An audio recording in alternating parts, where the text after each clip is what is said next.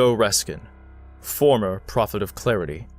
Personal log, number 607.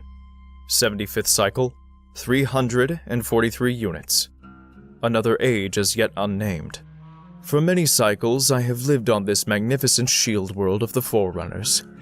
This refuge of the Usan people, learning and studying the vast treasure trove of ancient relics alongside the noble Sangheli colonists who have lived here for so long, and I have relished each and every moment of it. With each new discovery, I feel ever more connected to my ancestor, Meken Skre Aben, as I stroll through this final work of the Great Ones. It is as if I can feel his spirit guiding me even now as I find new wonders to study. And yet, in all my time within this place, I have forgotten the roots of which I was born to. My roots as a historian within the Covenant.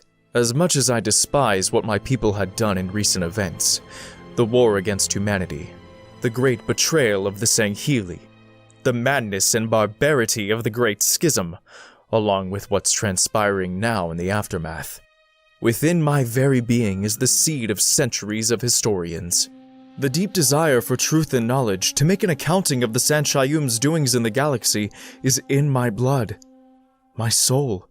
And as I may very well be the last scion of my species, I feel a sense of duty and obligation to make a record of the entire history of the Covenant of which my kind had forged eons ago. This time, with clearer and open eyes, so that whoever sees this record may judge us fairly, and accordingly, helped along with the lost knowledge within my ancestral records which I managed to recover before fleeing high charity as it fell. If my race is to end with me, so be it. But I make this for whoever cares to listen, be they Sanshayum, Sangheli, or even human, if only to shed light on what led us to such depravity. Now, where to begin?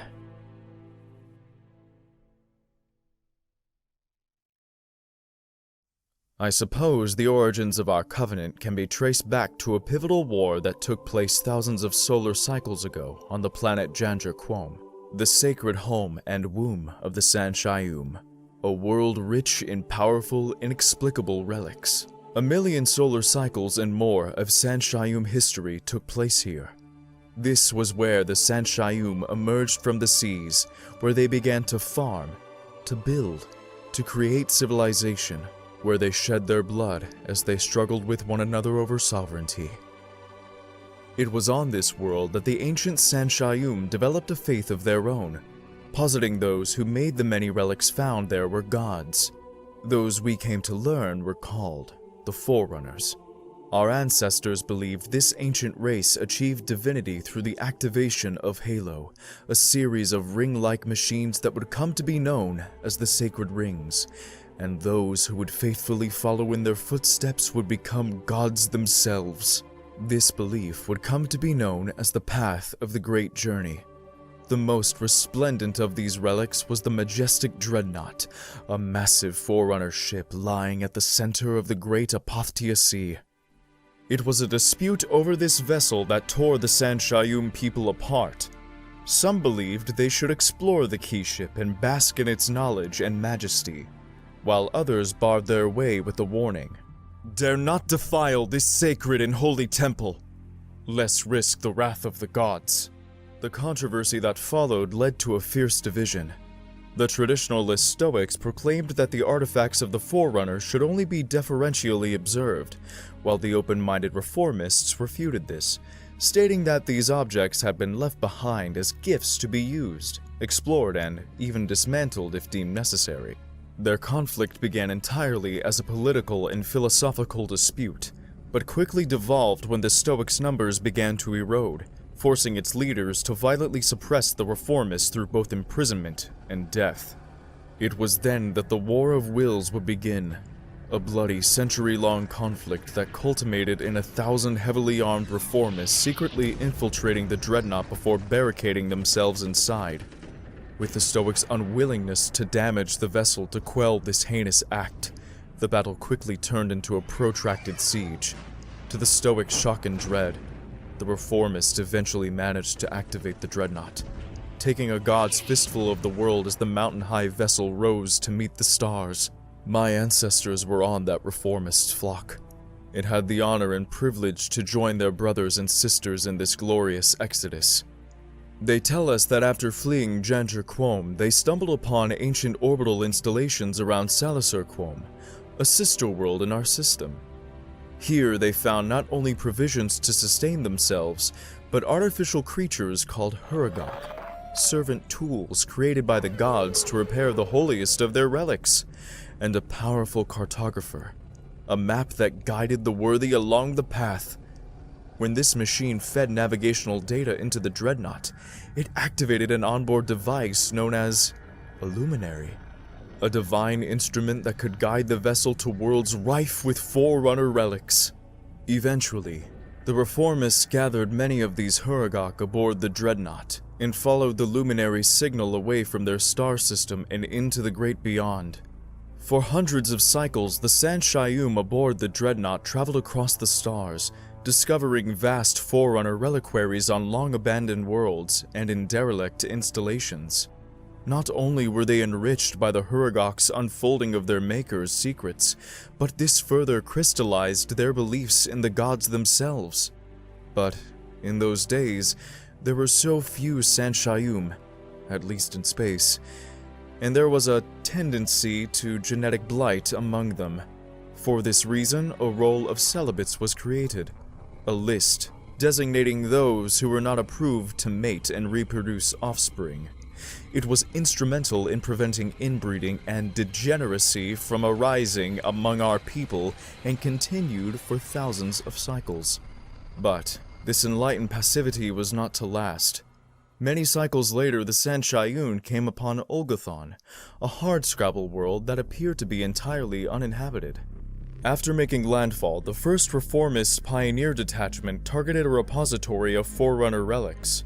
Upon their arrival, however, they discovered that the site was inhabited by war-mad species known as the Sangheli. Originally from Sanghelios, the Sangheli hailed from a world that was also rich with Forerunner artifacts, also revering the Forerunners as gods. Having long ago spread out among the stars, they spent generations carefully observing and protecting the sacred relics, holding that physical manipulation of such technology was blasphemy of the highest order, punishable by death. The first encounter was amenable, if not tense, but after the Sangheli had discovered the Sanshayum's true intentions, they were horrified to learn that our people used the relics of the Forerunners for our own ends. We tried consolating them, sending a delegation that explained the Sanshayum under the direction of their prophets, known at the time as the Keepers of the Dawn, also worshipped the Forerunners, but to no avail, for the Sangheli shared a similar spiritual ultimatum as our stoic enemies of old: defile holy relics and pay with your lives. The delegates were butchered, summarily slaughtered by the Sangheli, under the lordship of a fearsome arbiter judge king, Vema to God. All-out war began that day, a bitter and devastating conflict that would bring both species to the brink of extinction, a conflict known to history as the War of Beginnings. And so the former age had come to an end, and the first age of conflict had begun. The Sanshayum quickly took the dreadnought into the skies, only to be met by a blockade of Sangheli warships. The fleet engaged the dreadnought relentlessly, but the ship's resilience proved matchless and the Sangheli were summarily defeated. Though the Sanshayum were unwilling to land again, they showed their resolve by violently razing the planet and eradicating its Sangheli population.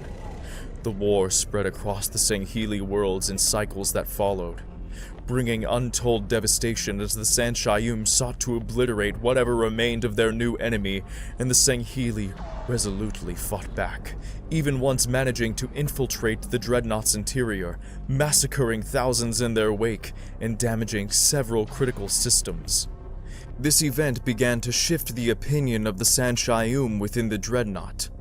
Although their tyrannical leader, Ekla Magal Sadao, known as Pervading Stone, demanded more Sangheli blood, other leaders such as the wise Saparetta Makra, also known to history as Breaking Shadow, backed by noble Ushering Dusk, opposed this, instead desiring a truce. The first Kaidan of Sanghelios, Milat Orlam, also sought change when he proposed that the Sangheli respectfully use their own Forerunner artifacts, many which they knew already to be powerful weapons. While this was resisted for a time, even leading to the assassinations of the first Kaidan himself, the Sangheli eventually gave in. Recognizing the peril of continuing against the Sanshayum as they had, under the bold wisdom of Orlam's son, Pelisar, they began employing their own Forerunner weapons to great effect. While this softened most Sanshayum toward the possibility of a ceasefire, the uncompromising pervading stone grew only more incensed. Seeking to obliterate the Sangheli entirely, he finally brought the dreadnought to Sanghelios, ravaging their homeworld and its moons as a final penance, I suppose for his father who perished long ago on Olgathon at the onset of the war. In response, the Sangheli unleashed their newfound weapons, eventually bringing the dreadnought down on the blood moon of Subin and holding it in place with gravity anchors. The Sangheli long debated whether to simply destroy the ship outright or to breach it for their own taking. In the end, Breaking Shadow led a swift and violent coup within the dreadnought, assassinating Pervading Stone who had refused peace for so many cycles. With newfound solidarity among his people, Shadow then prepared to at last broach the possibility of peace with the Sangheli. After many cycles of bloody war, the Sanshayum sent an unarmed delegation who recounted all that had transpired throughout the conflict.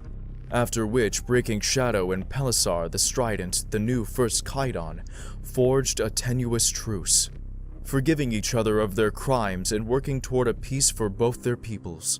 This effort was formalized with the Writ of Union, a sacred document of covenant between both species and ultimately recognition of their sole and central focus, worshipping the Forerunners through the discovery and reverent exploration of their profound, luminous artifacts.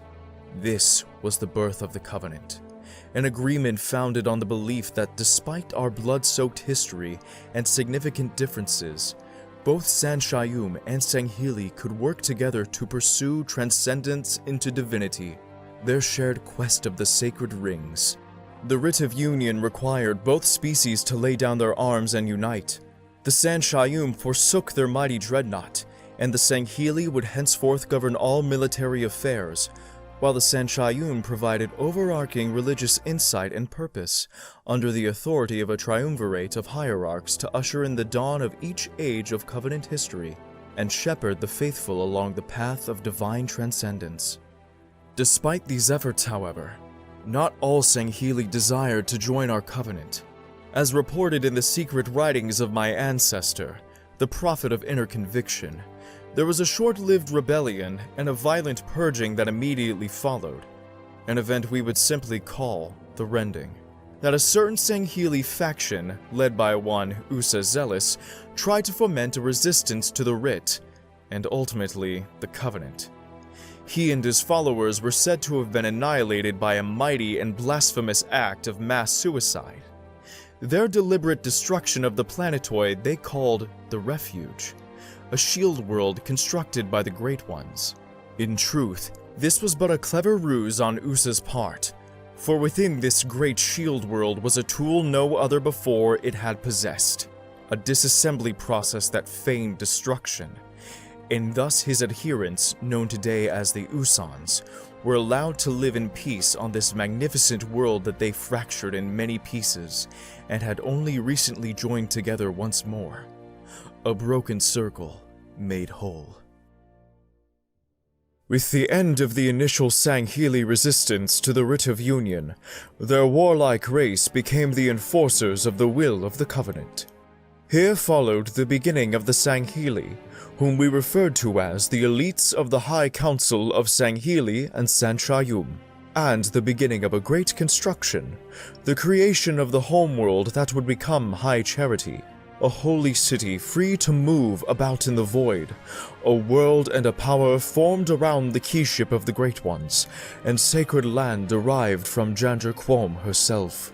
which brought the mercy of deliverance to the converted throughout the galaxy. Thus was the Age of Reconciliation, the true seed of the Age of Conversion. The new age was vested in the adaptation of all other sentient species that came to our attention, a conversion that came about through the domination of revelation itself, and when necessary, conquest. Nearly 70 cycles after signing the Writ of Union, a Covenant fleet stumbled upon the gas giant Tay. Surrounded by a ring of rock and debris, the shattered remains of a Forerunner orbital. An eel-like species called the Lagolo were the cause of the installation's demise, and remained on the ring and Tay's moons ever since. This was considered a mighty sacrilege, and the hierarchs declared war on these worm-like beings. Our Sangheili warriors struggled to eliminate the species without damaging what remained of the holy relics, but this only resulted in greater losses. The Lagolo were able to bind themselves together, forming substance gestalts of remarkable resilience and strength, fierce and powerful behemoths against which the Covenant military had little defense. It was thanks to the astute arbiter, Jetlik Muti, who ventured across one of Tay's moons, Rontu, that we were able to discover that the Lagolo could be tamed and used to clear debris from the surface of Forerunner artifacts, aiding in excavations.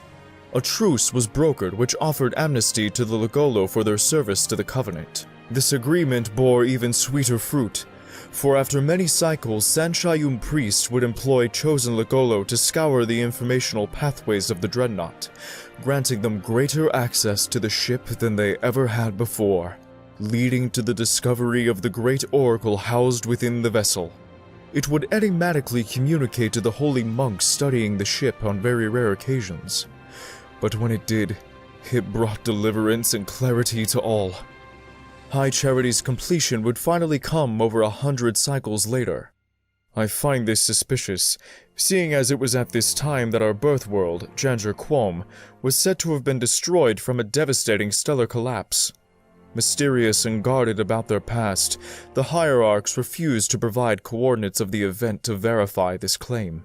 I suspect intrigue was at play in these events, but for the moment it is only supposition. From this point forward, our holy city became the center of Covenant power, and from it, we deployed countless fleets into the outer reaches of the galaxy in the unwavering search of the sacred rings. This would continue largely unimpeded for centuries, until the Covenant finally encountered other civilizations, some which deeply tested our resolve.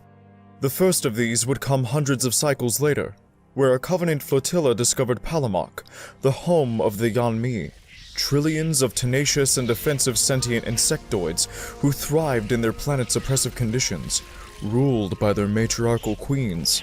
Believing the world to have sacred Forerunner relics hidden below its surface, the Covenant initially engaged the Yanmis in a fierce battle, but this proved fruitless, costing the Sangheili thousands of lives. It was only under the threat of extinction from incredible firepower by Covenant warships that the Yanmis finally agreed to parley, and a convocation of Hive Queens consigned their drones into our service. When the holy sites proved inaccessible, the Covenant allowed them to join the hegemony, incorporating their drones first as workers, then over time, as warriors.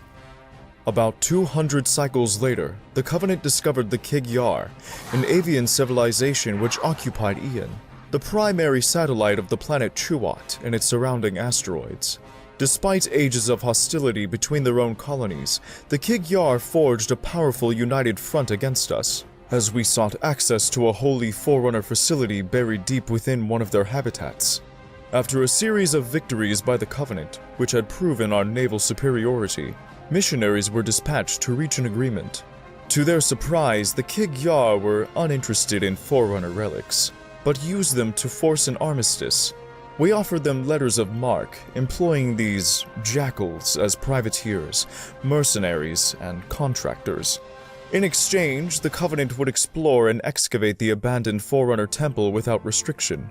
Despite being driven exclusively by monetary gain, the Kig-Yar proved to be one of the most versatile and resilient members of the Covenant, though they were rather quarrelsome with other races at times.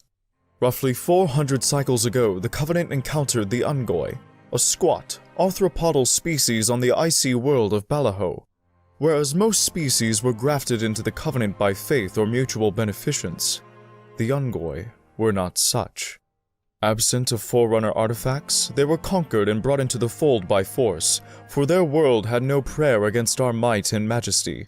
Thousands upon thousands were taken from their primitive huts, taken off Balaho, to high charity and other tithe worlds to serve as laborers and thralls, to serve at our whims and pleasures. It was at this time that the existing arbiter, Fal Shavami, openly challenged the High Prophet of Solemnity, an act of dissent that led to the death of his mate and a vicious, bloody confrontation with the Hierarch's infamous enforcer, Haka Sukari. In the end, not only would both warriors die, but the mantle of Arbiter would forever be converted from a place of high station into a badge of shame. He would henceforth be known to history as the Defiant One. It was here that the Hierarchs established the line of Immaculate Succession, a dramatic shift not only in the role of Arbiter, but even in the Sangheili's standing within the Covenant. Since then, there had been a total of 18 Arbiters within this line. Centuries later, feuding between the Kig-Yar and Ungoi on high charity culminated in the infusion incident. The Kig-Yar had poisoned an Ungoi narcotic, leading to a widespread sterilization, and ultimately, a large-scale rebellion. Once fully provoked, the Ungoi were merciless in their violence, lashing out on all species. Their large numbers and their tenacious volatility made them a suitable challenge, even for the elites. But this revolt, this Ungoi rebellion, was only stemmed by a unilateral attack on Balaho, under the direction of the unrelenting arbiter, Heki Gabadi, subduing the Ungoi. Though from this point forward, they would simply be incorporated as the grunts of the Covenant military, their resolve and ability now proven in battle.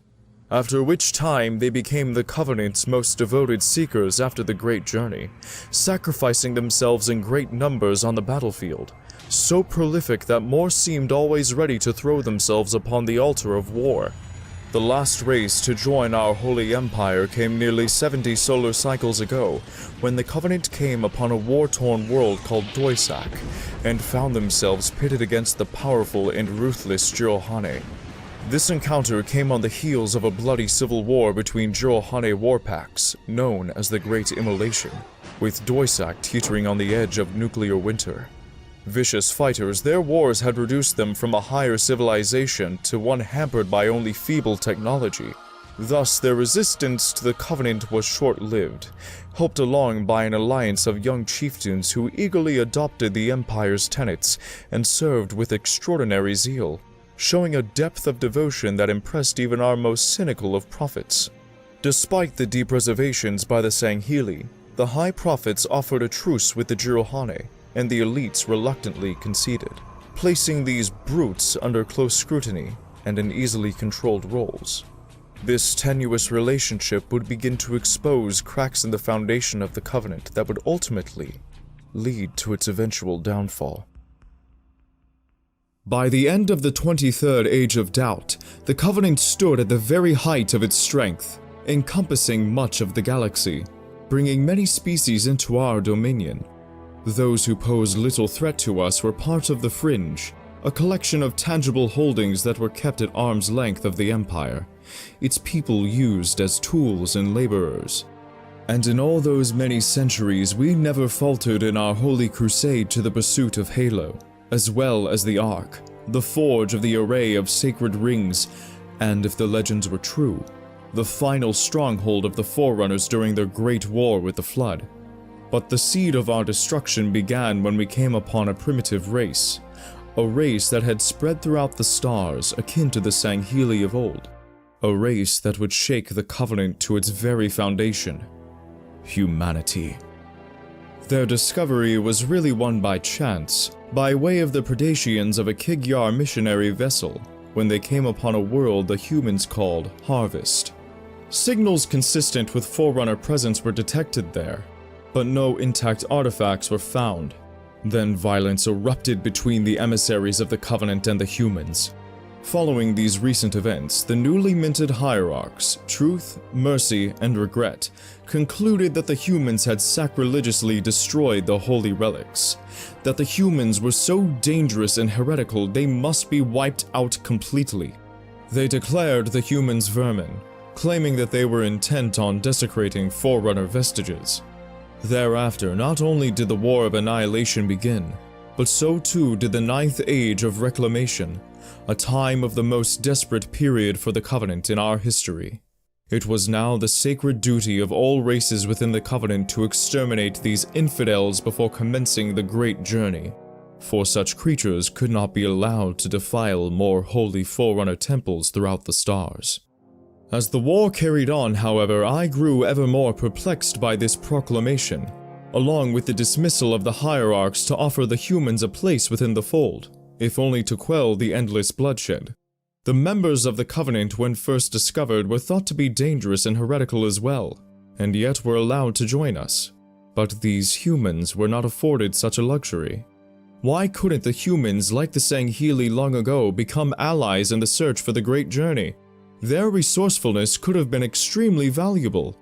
For many cycles, this riddle haunted my thoughts.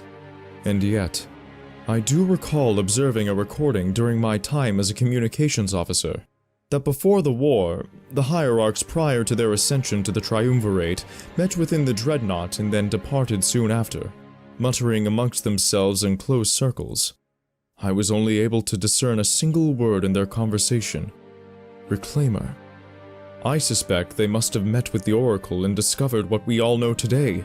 The Great Journey was naught but a lie. Perhaps that is why they truly declared war on mankind in the first place, to cover their own machinations and cling on to the power they so desperately craved. How deplorable. But what was done was done. It cannot be undone. After a furious battle, the planet Harvest was subjected to plasma bombardment and glassed, but not before many of the humans had escaped. More human colony worlds were found and destroyed, yet we could not, for many cycles, locate their homeworld. Something we had learned was called Earth. In those early solar cycles, I heard damning rumors that certain Kigyar pirates had begun to trade Blessed Covenant weaponry to human traitors of ill repute who inhabited an asteroid colony alongside them. Scandals soon spread of such blasphemy, and it was said that the Prophet of Regret dispatched a team of zealots to put down these traitors and cravens, and end their heretical dealings with humans. Some say that the pirates were in fact agents under the orders of the Holiness, the High Prophet of Truth, in a desperate attempt to locate the human cradle world, and did not confer with the other hierarchs. I did not take these gossips seriously at the time, but with all that I know now, such machinations doesn't surprise me. Truth and Regret never did see eye to eye on many things, but I digress. Solar cycles followed as we fought our way from one human colony to the next, wiping them out.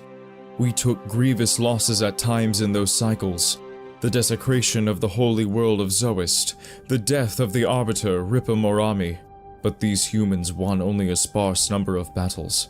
We were an unstoppable force, rolling over their civilization, which seemed over time to have encompassed impressively large portions of the galaxy. Then came the planet they called Reach, which we supposed to be the Cradle, the homeworld. It was not. This world was discovered through the guidance of a luminary within the fleet of Valiant Prudence, an archaeological research and retrieval group under the command of Supreme Commander Ro Burutami. His flotilla engaged the humans for a short time, until his Shawada-patterned supercarrier, the Long Night of Solace, was destroyed. Shame, really, for it was said that Burutami was quite an astute Sangheili, with a great ambition to discover the throne world of the Forerunners, the fabled Maythrillion. I too would have loved to see the planet of which the Forerunners ruled their once mighty civilization millennia ago, but such dreams are best not to ponder. Though the planet was eventually glassed with the arrival of a massive invasion fleet of the Ministry of Resolution, the events that followed began to set the war in a new, alarming direction. A human vessel, fleeing this world Reach as it burned, came upon the first sacred ring, Our fleet of particular justice followed the humans to what we now know as Alpha Halo, discovering it at almost the same time. I know. I was there. As one of the many supervisors of multiple combat squadrons dispatched on the ring's surface, it was our charge to safeguard this sacred world for the arrival of the Hierarchs and fulfill the ancient prophecies of the Great Journey. But the humans were still a grave threat. A threat Supreme Commander Thel Vadami could not tolerate. If he had it his way, the human vessel, the Pillar of Autumn, would have been destroyed long before it landed on the ring. But His Reverence, the minor prophet of stewardship, protested, unwilling to damage the most revered creation of our lords. This would be but the first in a long line of heated disputes between Commander Vadami and the prophet of stewardship over command of the fleet while awaiting High Charity's arrival. And in their blindness, the humans were allowed to evade us. Worse, during our efforts to secure the ring, we had inadvertently released the Flood, the greatest enemy the Forerunners had ever encountered.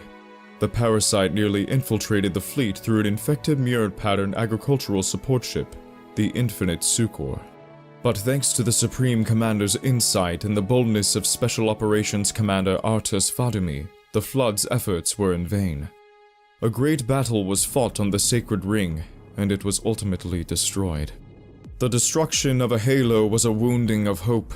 We all experienced its loss with a deeply resonant grief, and the blame for this unspeakable atrocity was thrust upon Thel Vadami's shoulders, and he was stripped of his status as Supreme Commander and was later given the mantle of the Arbiter by the graces of the Hierarchs. As penance for his blunder, he was sent to eradicate a band of heretics living on a Forerunner mining platform within the gas giant Alpha Halo once orbited. His efforts were successful, and he even managed to rescue an oracle from the clutches of the heretic leader, Sessa Refemi, and deliver it to the Hierarchs. But this time of sorrow was cut short, as yet another discovery was made, one that shook the Covenant to its core: Delta Halo.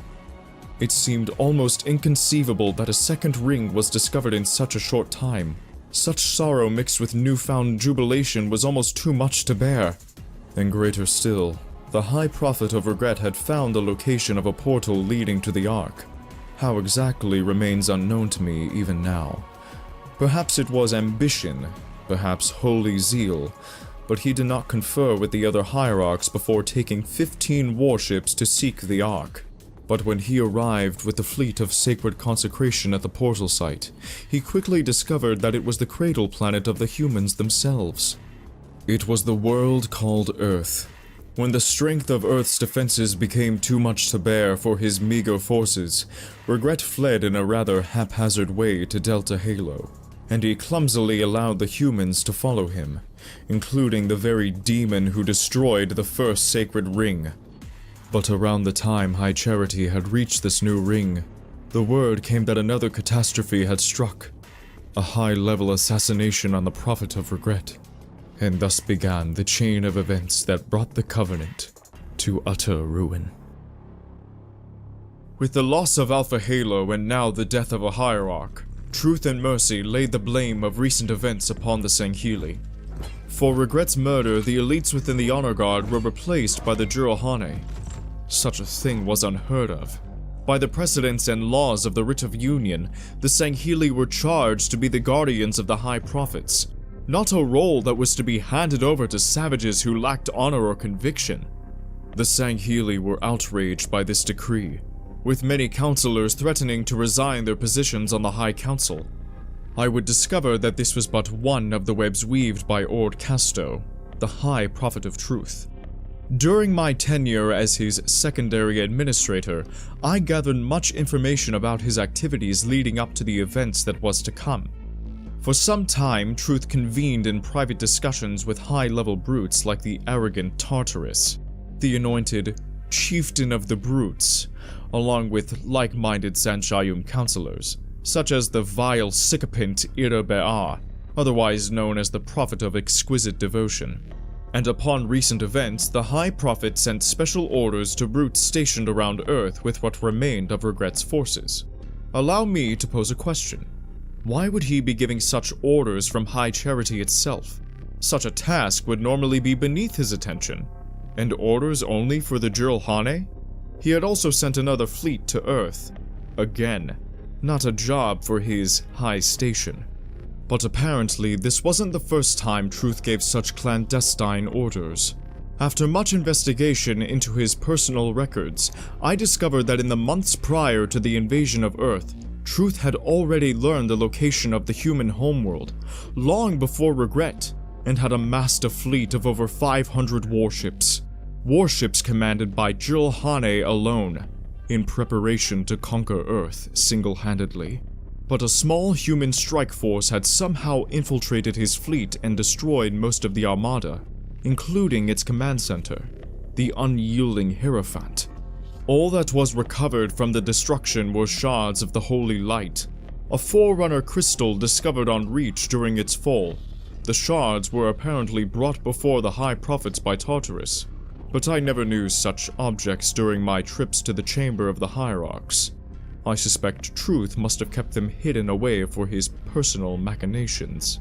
Furthermore, according to data I acquired from comptroller files, he placed a large order with the Sacred Promissary, the weapons armory on High Charity, but kept this quiet for some time, possibly for many solar cycles. The order was for the mass production of traditional brute weaponry, and prior to my dismissal from Truth's service, I found hidden documents among his records within the Palace of the Hierarchs. Documents that dated back cycles. He sent special instructions to prelates stationed far from the front lines, along with the periphery of the Empire on how to drill brutes in naval warfare, specifically on stratagems the Sangheli often employ. It was all too clear that he was arming the brutes to a perilous degree, a change of the guard. And all this was done under the decrepit, wrinkled nose of the Prophet of Mercy, whose wits had become dulled in his old age and holy contemplation. It seemed that Truth believed the Covenant could be ruled by a single hierarch, and sought to wrest full control of the Covenant's military by way of the Jirlhane, with the vile Tartarus at its head. And when the elite High Counselors arrived at the Chamber of Consecration, Delta Halo's control center, Truth made his move. His Jirlhane puppets slaughtered the Counselors, the prelates led his fleets against the Sangheli, and all-out war erupted within the Holy City. The Great Schism, as it would come to be called, had begun. For more than 2,000 solar cycles, the Covenant stood as the mightiest empire in the known galaxy, seconded only by the Forerunners themselves, and Truth and his conspirators had torn it asunder. And for what? The prospects of power? Worse yet, the Flood managed to infiltrate High Charity itself, and before long it would become but another one of the parasite's many wretched hives.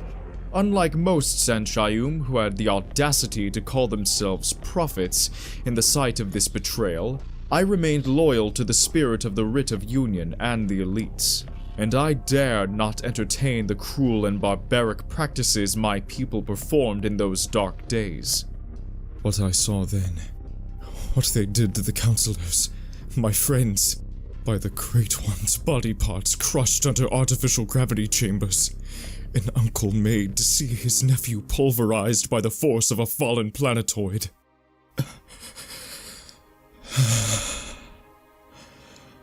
I would have shared a similar fate, had it not been for the intervention of Gatorik Clemi and other loyal Sangheli allies. They had risked all for me. I was forever indebted to these honorable beings, far more than to any so-called prophet on High Charity. We fled the city as the Flood began consuming all in their wake, and when I saw Truth doing the unthinkable, detaching the Dreadnought from High Charity itself, it grimly marked a sign of the times, the death of the Covenant. We fled the chaos above Delta Halo aboard a supply ship, the journey's sustenance, and made our way here before we had ever discovered this marvel's Sangheli subculture. As we searched for Usa Zealous' lost descendants, we managed to decipher what had transpired following our departure. The Flood had devoured what remained of High Charity, the Prophet of Mercy killed, and the Arbiter, Thelvadam had slain Tartarus on Delta Halo and thwarted the lighting of the ring. I would later learn that during all this chaos, an offensive was being planned by the Sangheli. Zaitin Jarwin Tinri, the legendary Imperial Admiral of the combined fleet of righteous purpose, had rallied what remained of the Sangheli leadership above the fortress world of joyous exultation, to plot an ambush on the Jurohane's top leadership, in order to cut off the head of the beast and give the elites an advantage they so desperately needed.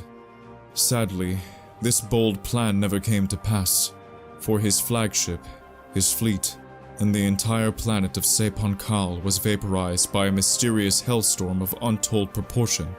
What caused such a catastrophe remains unknown to me even now. But back to the topic at hand.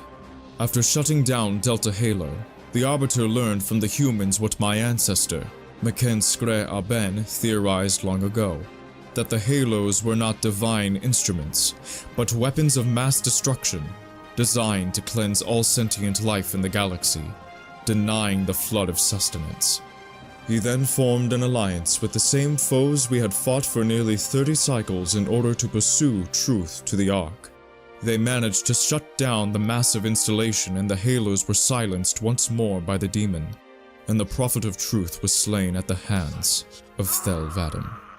And it was thus that the grand work of breaking Shadow and Pelisar the Strident had finally come undone, and the once mighty Covenant Empire had been destroyed forevermore. Following the Great Schism, what remained of the Covenant Alliance had become what this world once was not that long ago. In fragments. Broken.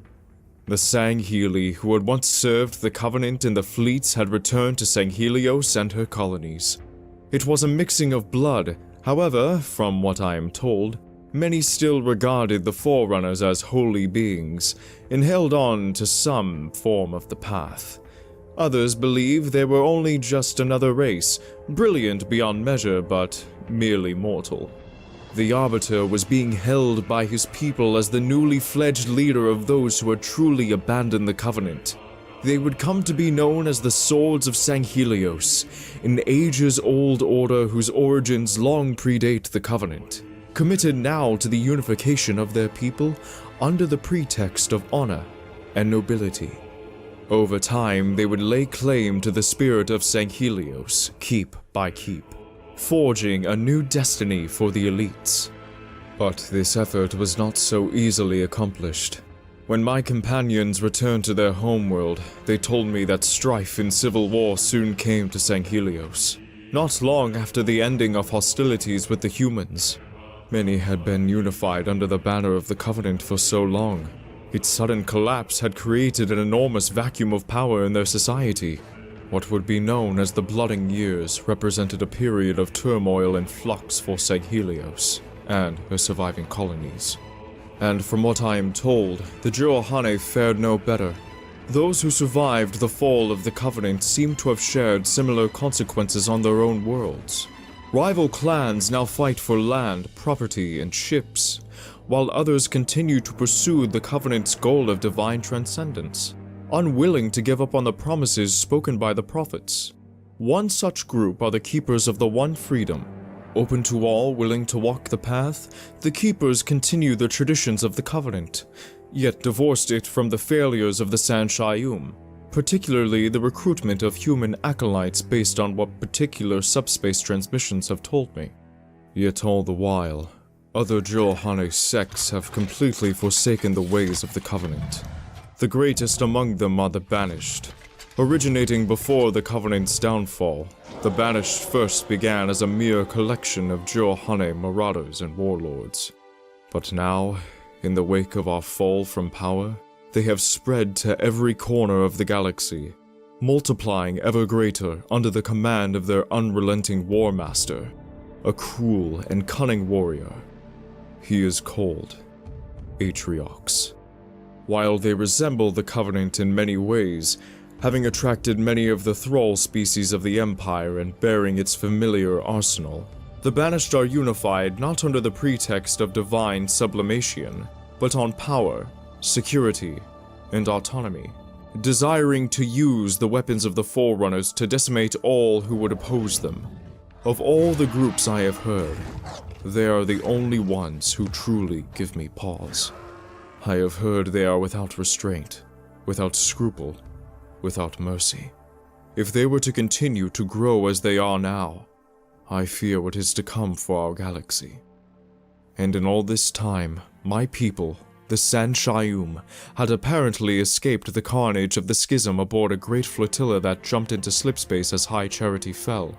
There had been some notable sightings of a few who had splintered from this fleet, but these were all power-mad tyrants who craved vengeance for losing their precious influence following the Covenant's collapse.